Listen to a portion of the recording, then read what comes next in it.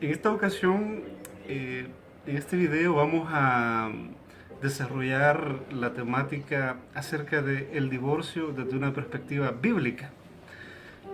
El tema este del divorcio desde una perspectiva bíblica lo queremos abordar debido a dos razones. La primera de ellas es el hecho de que nuestra sociedad, la gente, tiene mucho interés en conocer la perspectiva que de las escrituras hay acerca del tema de la separación entre el hombre y la mujer. La gente que asiste a las iglesias y aún aquellas gentes que no asiste a ninguna iglesia, a veces se preguntan, ¿permite la Biblia el divorcio? Si me divorcio de mi pareja, ¿será que Dios lo ve bien? Son preguntas que pasan por la mente de la persona, ¿verdad? Ya sea de hombres o de mujeres. Por eso es bien importante que conozcamos la perspectiva que las escrituras enseñan acerca del tema. Y aparte del interés en la perspectiva bíblica acerca del divorcio que la gente tiene, nuestra sociedad, nuestro país, necesita orientación. Nuestra sociedad necesita cierta orientación en este tipo de temáticas relacionadas con la familia desde una perspectiva bíblica. Porque nuestra sociedad es una sociedad enferma, está llena de hogares disfuncionales, está llena de hogares donde las parejas, debido a la incompatibilidad, se están separando. Entonces, desde esa perspectiva es bien importante que pastores, sacerdotes, maestros de la escritura, desde una perspectiva bíblica, desde una perspectiva orientadora, le enseña a la gente a cómo enfrentarse al problema del divorcio, tomando en cuenta el mensaje de la Biblia y tomando en cuenta también el aporte de otras ciencias, ¿verdad? Esa es la razón por la cual en esta oportunidad vamos a desarrollar esta temática. Y el primer aspecto que queremos exponer es de que en la Biblia el asunto no es tanto si el divorcio es permitido o no. Ese no es el asunto. Porque de hecho el divorcio o la separación es algo que en la Biblia, tanto en la Biblia judía como en el Nuevo Testamento, se da por entendido de que es algo permitido. Dentro de la Biblia, el tema, la discusión, gira en torno a los motivos por los cuales sí es permitido el divorcio. Y aparte de los motivos por los cuales es permitido el divorcio, también dentro de la Biblia, a veces en ciertos textos, la temática del divorcio se aborda debido a los abusos que se están cometiendo en ciertos contextos, en ciertas comunidades, ¿verdad? Y dentro de la Biblia, el texto base, el texto que está a la base en la temática del divorcio, en la temática de la separación entre un hombre y una mujer, es el que está en el Devarim, en el libro del Deuteronomio capítulo 24, versículo 1 al 4. Deuteronomio 24, 1 al 4 es la base sobre la cual otros libros de la Biblia, incluyendo los evangelios y las cartas de Pablo, de allí van a partir para discutir acerca de los motivos por los cuales el divorcio puede permitirse dentro de la pareja, dentro de la relación matrimonial. Y el libro de Deuteronomio 24, del 1 al 4, dice de la siguiente manera. Deuteronomio 24, del 1 al 4, para aquellos que gustan de lo literario, ¿verdad? Es una ley de carácter casuístico. Y en su primera parte, en la protasis, que abarca los versículos 1 al 3, dice: si un hombre toma a una mujer y se casa con ella, pero después resulta que no le gusta por haber encontrado en ella algo indecente, esa expresión algo indecente del hebreo ervá davar es clave dentro de las escrituras, tengámoslo presente. Le dará por escrito un certificado de divorcio, un acta de divorcio, la que tuva, dice el hebreo, y la despedirá de su casa. Ella, después que haya abandonado la casa, podrá casarse con otro. Pero si su segundo marido también llega a despreciarla y le entrega un certificado de divorcio, despidiéndola de su casa, o si este segundo marido se muere, hasta ahí llega la protasis en el versículo 3. Luego, en el versículo 4, empieza la apodosis, es decir, la resolución de lo que se debe de hacer en ese caso. Dice el versículo 4, entonces el que fue su primer marido no podrá volverse a casar con ella, debido al estado de impureza en que ella se encuentra. Esto sería un acto repugnante para el Señor y ustedes no deben deshonrar el país que el Señor su Dios les da en propiedad. Esto es lo que dice el Moisés del libro del Deuteronomio. Entonces, en este texto que acabamos de leer, el asunto no es tanto si está permitido el divorcio, sino que como ustedes pudieron ver, dentro de esta ley casuística, el asunto gira en torno a si un hombre puede volverse a casar por segunda vez con la que fue su primera esposa. Y el libro del Deuteronomio, en el texto que acabamos de leer, claramente dice de que no. Si el hombre quiere volver a casarse, que se case con otra mujer, pero el Deuteronomio no lo autoriza a casarse nuevamente con la que fue su primera mujer. Entonces, eso hay que tenerlo muy en cuenta, ¿verdad? Ese es el asunto detrás de este texto. Y como les decía, Deuteronomio 24, del 1 al 4, es el texto que está a la base de otras discusiones acerca de la separación entre el hombre y la mujer en otros contextos bíblicos, ¿verdad? De hecho, la expresión hervá davar, es decir, ese algo indecente por el que sí podía separarse el hombre de su mujer, por la razón por la cual podía darle un acta de divorcio, fue algo bastante polémico. Fue una expresión que fue ampliamente debatida y discutida a lo largo del judaísmo del Segundo Templo, llegando hasta la misma época de Jesús y de los primeros cristianos. Entonces, esta cita es bastante importante dentro del tema del divorcio en la Biblia. Más adelante, siempre dentro de la Biblia judía, vemos que en el contexto del libro profético de Malaquías, en el capítulo 2, vuelve a aparecer la temática del divorcio. Y en Malaquías capítulo 2, el tema de la separación, el tema del divorcio, aparece en un contexto en el cual se están discutiendo dos aspectos. Número uno, el profeta hace una crítica, y su crítica gira en torno a los matrimonios mixtos. La gente que escribió el libro profético de Malaquías, en el capítulo 2, critican el hecho de que un judío se case con una mujer extranjera que no sea judía. Y siempre dentro de ese contexto del capítulo 2 aparece una segunda crítica, dirigida contra aquellos judíos que estaban abusando del acta de repudio, del acta de divorcio. Es decir, que se divorciaban de su mujer por cualquier razón, pero de manera más específica lanza esa crítica contra aquellos judíos que se divorciaban de su esposa judía para casarse con mujeres extranjeras. Entonces, ese es el contexto de Malaquías capítulo 2, donde se emite esa crítica contra aquellos judíos que están abusando del acta de repudio, del acta de divorcio, para separarse de su esposa y de su juventud, es el profeta, que es judía, para casarse probablemente con mujeres extranjeras, ¿verdad?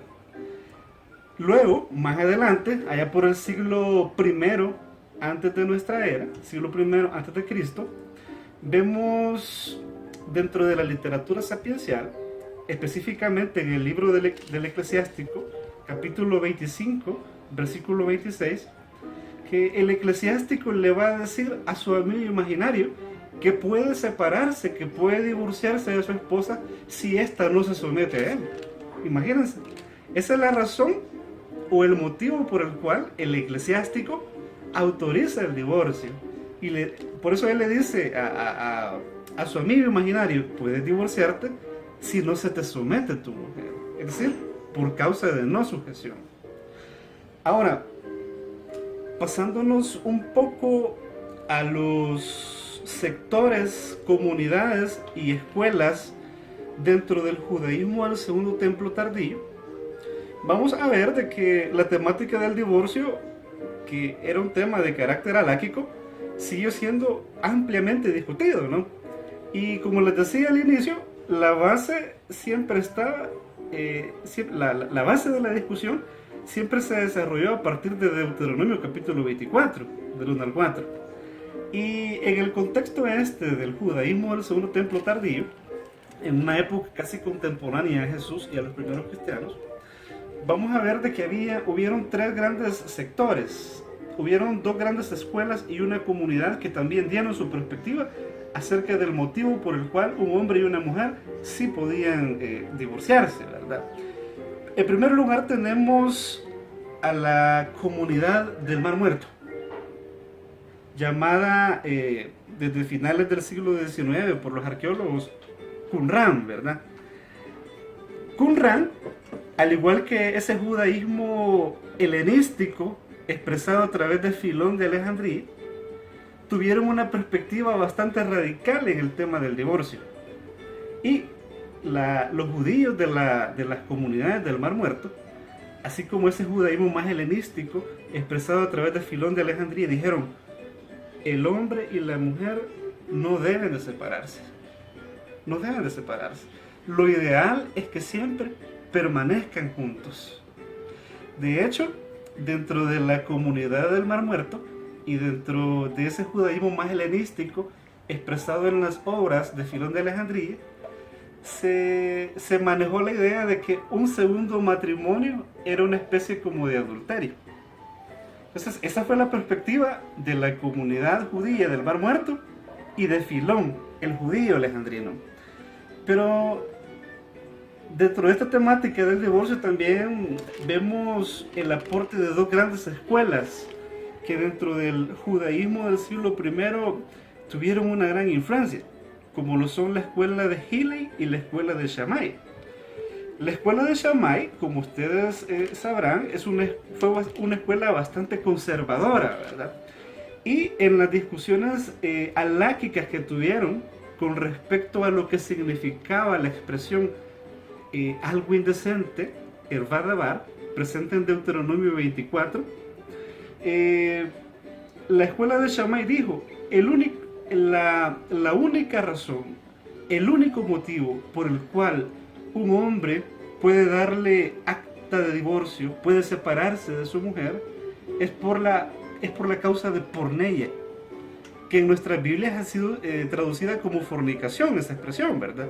Pero el término porneia, en aquel contexto, no solamente se refería a lo que hoy nosotros entendemos como fornicación, porque en nuestro contexto, cuando la gente en las iglesias, por ejemplo, habla de fornicación, se refiere al hecho de practicar la sexualidad fuera del matrimonio.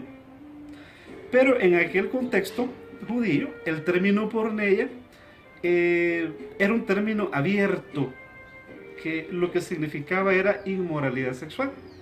Y dentro del concepto de porneia, entraban toda una serie de relaciones ilegales, prescritas en el libro del Levítico capítulo 18. Entonces, la escuela de Shammai, que fue una escuela bastante conservadora, dijo: la única razón, el único motivo por el cual un hombre y una mujer se pueden divorciar es por causa de porneia. Pero también estaba la escuela de Hillel. La escuela del maestro Hillel fue una escuela más progresista, más abierta. Y dentro de las discusiones haláquicas acerca del motivo por el cual un hombre podía separarse de su esposa, la escuela de Hillel dijo, permitió que un hombre se separase de una mujer por diferentes motivos, por diferentes razones. Decía, por ejemplo, Hillel: si tu esposa no cocina bien, te puedes separar de ella, le puedes dar acta de divorcio. Imagínense. O sea, la esposa tenía que ser buena cocinera, ¿verdad?, para que su marido no la despidiera. También Hillel decía, si tu esposa no hace bien el amor, le puedes dar acta de divorcio también, y te consigues otra, ¿verdad? Entonces, como ustedes pueden ver, la escuela de Hillel en la temática del divorcio fue más abierta y permitió el divorcio por diferentes motivos, ¿verdad?, por diferentes aspectos. Ahora bien, ya metiéndonos a la parte de la Biblia cristiana, o Nuevo Testamento, y de manera más específica, en el contexto de los evangelios, vemos de que el tema del divorcio es un tema bastante importante, sobre todo en los evangelios de Marcos y de Mateo. Tanto Marcos en el capítulo 10 como Mateo en el capítulo 19 presentan, como dice John Mayer en su libro Un judío marginal, en el tomo 4, La ley y el amor, presentan a Jesús como un maestro aláquico que tiene fuertes debates, discusiones, y que es puesto a prueba por los maestros de la ley y por los fariseos, ¿verdad? Por eso, si ustedes se fijan en ese pasaje, ¿verdad? Que es paralelo, está presente tanto en Marcos como en Mateo, se narra de que los fariseos llegaron y con el objetivo de ponerlo a prueba, le lanzan una pregunta al maestro, al rabino Jesús, y le dicen, o sea, ellos quieren saber, quieren conocer su opinión acerca de si está permitido divorciarse, ¿verdad? Y en el caso de Marcos, capítulo 10, versículo 1 al 12, los fariseos, para ponerlo a prueba, le dicen, ¿está permitido divorciarse? Así de manera general, ¿verdad? Entonces, el Jesús de Marcos a dicha pregunta le va a dar una respuesta bastante radical. De hecho, el Jesús marcano, en su respuesta a los fariseos que lo están poniendo a prueba, les va a dar una respuesta que va en la línea de Qumran y de Filón.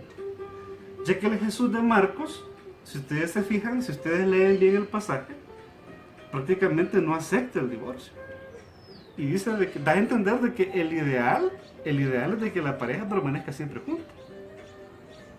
Y da a entender también de que si el hombre se separa de su mujer y se vuelve a casar, prácticamente está cometiendo adulterio, ¿no? Que era lo que decían los judíos de la comunidad del Mar Muerto, lo que mencionábamos hace un momento, cuando dijimos de que los judíos de la comunidad del Mar Muerto veían el segundo matrimonio como una especie de adulterio. Entonces, el Jesús marcano, en su respuesta al tema del divorcio, va en la línea de Qumran y de Filón de Alejandría. Es bastante radical y no acepta el divorcio. Lo interesante del relato de Marcos 10, 1 al 12, es que en la parte final no solamente habla de la iniciativa de un hombre para divorciarse de su mujer, sino que también habla de la iniciativa que una mujer puede tener para divorciarse de su marido, ¿verdad? Que era algo bastante común en el mundo helenístico, pero que era algo bastante raro en el mundo judío del siglo I. Ya que en el mundo judío del siglo I, en términos generales, quien tomaba la iniciativa para divorciarse era el hombre, no la mujer. Pero a finales del siglo I, en el contexto en el que se redactan los evangelios sinópticos, la cultura judía, siguiendo la tradición de Janina, autorizó a las mujeres a tomar la iniciativa para poderse divorciar.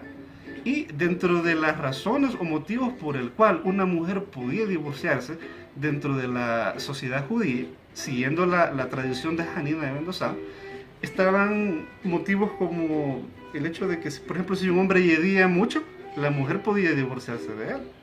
Si un hombre, por ejemplo, no le respondía económicamente, la mujer podía divorciarse de él, pero sobre todo en aquel contexto en el que había una dependencia económica de la mujer con respecto a su marido. O, por ejemplo, si el marido no la dejaba ir a ver a sus padres, la mujer podía ir a una instancia jurídica, a un tribunal, y solicitar el divorcio, debido a la apertura que el judío Janina, a finales del siglo I dio, ¿verdad? Entonces, el punto ese de la iniciativa que una mujer puede tener para divorciarse, y que se menciona en la parte final de Marcos, en Marcos 10:12, es importante tenerlo en cuenta y mencionarlo, ¿verdad? Ahora, si nos pasamos, por ejemplo, al relato de Mateo 19, 1 al 12, donde también se debate acerca del divorcio, de manera paralela a Marcos, vemos de que también los fariseos llegan con el objetivo de entablar una discusión de carácter aláquico con el rabino Jesús, para ponerlo a prueba, ¿verdad? y con el objetivo de confrontarlo con Moisés. Entonces, el rabino Jesús, quien, como dice Meyer, es presentado como un maestro haláquico en el contexto del Evangelio de Mateo, les dice, miren, Moisés dio una concesión legal, pero por causa de su naturaleza, de la dureza de su corazón. Pero lo ideal es que la mujer y el hombre no se separen, ¿verdad? A no ser, dice el Jesús matiano, por causa de porneia. Así dice el griego, que en nuestras Biblias en español ha sido traducido como fornicación, ¿verdad? Pero ya dijimos de que el término porneia en griego no significa lo que hoy se entiende por fornicación. El término porneia, que aparece en Mateo capítulo 19, versículo 3, es más amplio. Y como lo decíamos hace un momento, el término porneia da a entender toda una serie de inmoralidades sexuales, ¿verdad? Toda una serie de relaciones ilegales, así como las descritas en el libro de Levítico, en el libro de Vayikra, capítulo 18, ¿verdad? Entonces, ese era el significado de porneia. Entonces, el Jesús matiano reconoce el divorcio por un único motivo. Y ese único motivo es la porneia. Entonces, si ustedes se fijan, el Jesús matiano, en su resolución acerca del divorcio, sigue la línea de Shammai. Porque Shammai también dijo, el único motivo por el cual un hombre se puede separar de su esposa es por causa de porneia. Entonces, aquí ustedes pueden ir viendo de que en la Biblia no hay una única perspectiva. En la Biblia hay diferentes perspectivas, ¿verdad? Incluso en los evangelios, ¿verdad? El Jesús matiano tiene una perspectiva que difiere en algunos puntos del Jesús marcano, ¿verdad? Porque recordémonos lo que han dicho los grandes exégetas. Cada evangelio nos presenta un retrato diferente de Jesús. Ahora bien, saliéndonos del contexto de Jesús y de los evangelios y pasándonos al contexto del maestro Pablo y de la literatura epistolar, Pablo, en 1 Corintios capítulo 7, versículo 1 al 7, sobre todo los versículos 10 al 16 del capítulo 7 de 1 Corintios, también va a abordar la temática del divorcio. Recordémonos de que el contexto en el que se escribe 1 Corintios capítulo 7 es un contexto en el que imperan los códigos de deberes domésticos. Es un contexto en el que una mujer que se convierte a la fe cristiana prácticamente era una mujer rebelde ante el sistema y ante la cultura. ¿Por qué? Porque en aquel modelo de sociedad que tenía a la base los códigos de deberes domésticos, la religión del paterfamilia era la religión de su mujer y la religión de toda su familia. Entonces, el caso de aquellas mujeres cristianas que se convirtieron en seguidoras de Jesús, aún a expensas de que su marido no fuera cristiano, fue un acto revolucionario en aquel contexto. Eso por un lado. Por otro lado, es bien importante tomar en cuenta el hecho de que en 1 Corintios capítulo 7 hay una serie de problemáticas, ¿verdad? Y por un lado están aquellos que se quieren separar de su pareja. Se quieren separar de su pareja por cuestiones ministeriales. A ellos Pablo les dice, miren, si se van a abstener de relaciones sexuales con su pareja, que no sea por mucho tiempo, ¿verdad? No sea que el diablo, dice, los tiente, ¿verdad? Entonces, si se van a separar de su pareja, ya sea para orar o para ayunar, que sea por un breve periodo de tiempo, le dice Pablo. Pero por otro lado, habían otros que querían separarse por cuestiones espirituales de su pareja. Habían unos que querían separarse de su esposo o de su esposa cristiana, y habían otros que también querían separarse de su esposo o de su esposa solo porque no era cristiana. Ante esa coyuntura ante esa problemática, donde según la biblista Irene de Folk, en su libro comentario a la carta, problemas pastorales en la carta de Corintios, dice de que en la comunidad se había introducido una especie como de tendencia ascética, antisexo y antimatrimonio, que estaba motivando a varios dentro de la comunidad a separarse de sus parejas, con el objetivo supuestamente de convertirse en personas más espirituales. Ante ello, Pablo, quien en este pasaje es presentado con la imagen de un rabino, de un maestro haláquico, va a decir lo siguiente. Dice Pablo, el maestro Pablo, en 1 Corintios 7, del 8 en adelante: a los solteros y a las viudas les digo que estaría bien que se quedaran como están, como hago yo. Sin embargo, si no pueden contenerse, que se casen, ya que más vale casarse que quemarse. Y dice el 10, a los ya casados les mando que la mujer no se separe del marido, y si llegara a separarse, que no vuelva a casarse, o que haga las paces con su marido, y el marido que no se divorcie de su mujer. Y dice el 12, a los demás les hablo yo. Es decir, lo que Pablo está diciendo, esto que le voy a decir, lo hago con la autoridad de un rabino, desde una perspectiva haláquica, para resolver esta problemática que se está dando dentro de la comunidad. A los demás les hablo yo, no el Señor.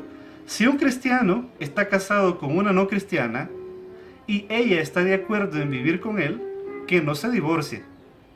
Y si una mujer está casada con un no cristiano y él está de acuerdo en vivir con ella, que no se divorcie del marido. Porque el marido, dice Pablo en el versículo 14, el marido no cristiano queda consagrado a Dios por su mujer, y la mujer no cristiana queda consagrada por el marido cristiano. Si no fuera así, vuestros hijos estarían impuros. Y dice el 15, mientras de hecho están consagrados. Ahora, que si el no cristiano, es decir, si el marido no cristiano quiere separarse, que se separe. En semejantes casos, el cristiano o la cristiana no están obligados a seguir con él a la fuerza, dice Pablo, ya que Dios nos ha llamado a una vida de paz, a una vida de paz. Entonces, Pablo, como todo un rabino, desde una perspectiva haláquica, lo que dice es, miren, el hecho de separarse de su pareja no los va a convertir en personas más espirituales, ¿verdad? La idea es que hayan difundido algunos dentro de la comunidad. Y también les dice, si tu pareja no cristiana está de acuerdo en seguir así contigo y acepta tu fe, y aquí bien importante recordar lo que decíamos hace un momento, que aquel contexto era otro. Hoy en día, sí, puede haber, por ejemplo, dentro de la pareja, una persona no creyente casada con una persona cristiana, y eso no es ningún problema en nuestro contexto. Pero en aquel contexto, que como lo decíamos hace un momento, socialmente estaba organizado desde la perspectiva de los códigos de deberes domésticos, y donde la religión del pater familia, es decir, del marido, era también la religión de la mujer, el hecho de que una mujer se convirtiese en seguidora de Jesús, aún a expensas de que su marido no fuera cristiano, era todo un acto revolucionario, ¿verdad? Entonces Pablo dice, mira, si tu marido acepta tu fe y acepta tu decisión y aún así sigue contigo, no te divorcies, no hay razón, no hay motivo. Pero más adelante dice, pero si tu marido o tu mujer no cristiana, no creyente, quiere separarse de ti, entonces pues puedes divorciarte, ¿verdad? Porque el Señor, dice Pablo, nos ha llamado a vivir en paz. Entonces como hemos podido ver, dentro de la Biblia hay diferentes perspectivas acerca del divorcio, porque en los diferentes textos que se toca el tema, los contextos y las situaciones en las que se habla de la separación entre el hombre y la mujer son diferentes, ¿no? Cada texto le responde a un contexto distinto. Y quizás dentro de los ejemplos más sobresalientes que mencionamos anteriormente, está el caso de los evangelios. Los evangelios, tanto Mateo como Marcos, a través de Jesús dicen lo que dicen acerca del divorcio, ya que las comunidades detrás de los evangelios estaban en un contexto donde algunos judíos, donde algunos hombres estaban abusando del acta de repudio. Por cualquier cosa se separaban de su mujer y la dejaban desprotegida, y eso hacía de que la mujer y la familia de la esposa fuera avergonzada ante la sociedad. Entonces, a ese contexto, por ejemplo, es el que responden el Jesús de los evangelios. Lo mismo Pablo, ¿no? Que da respuesta a una comunidad dentro de la cual una tendencia ascética, antimatrimonio y antisexo se ha introducido. Entonces, tú te preguntarás, ¿y en nuestra época y en nuestro contexto, como sociedad, como iglesia, cuáles son las razones por las cuales nos podemos separar, ¿no? Bueno, déjame decirte de que en nuestro país la principal razón, la principal causa de divorcios es por incompatibilidad. Y yo no te puedo decir a ti, estas son las razones y estos son los motivos por los cuales te puedes separar de tu pareja. Cada quien tiene su vida, ¿no? Tú conoces mejor que yo tu vida, tu relación matrimonial, tu relación de pareja. Lo único que te puedo decir, desde una perspectiva espiritual y bíblica, es de que sigas el consejo que da Pablo en Corintios. Procura la paz. Y cuando tú sientas que tu relación te roba la paz, cuando tú sientas que tu relación ya no va para ningún lado, aunque duele en el momento, lo mejor probablemente, si ya tú has hecho todo un esfuerzo por salvar esa relación matrimonial, es que te separes. Y con el paso del tiempo, con el paso de los meses, con el paso de los años, tú podrás decir, tomé la mejor decisión. Entonces, el reto que tenemos es trabajar más el tema de familia para que la familia en países como el nuestro esté fortalecida y haya cada vez menos divorcios y hayan cada vez más hogares llenos de vida y salud emocional.